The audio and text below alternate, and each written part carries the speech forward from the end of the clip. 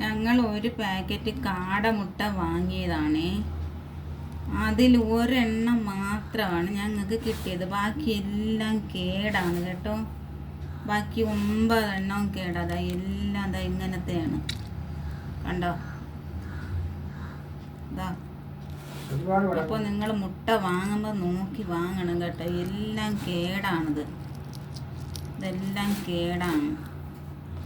10 എണ്ണം ഒരു പാക്കറ്റിനകത്ത് വാങ്ങിയപ്പോൾ ഒരെണ്ണമാണ് നല്ലതായിട്ട് കിട്ടിയത്. നിങ്ങൾ നോക്കി വാങ്ങണം. കേടായ മുട്ടയാണ്.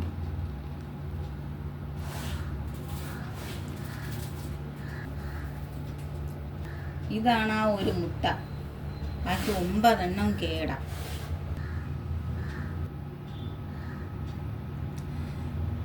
ഞങ്ങളൊരു പാക്കറ്റിനകത്ത് മുട്ട വാങ്ങുമ്പോൾ നോക്കി വാങ്ങണേ.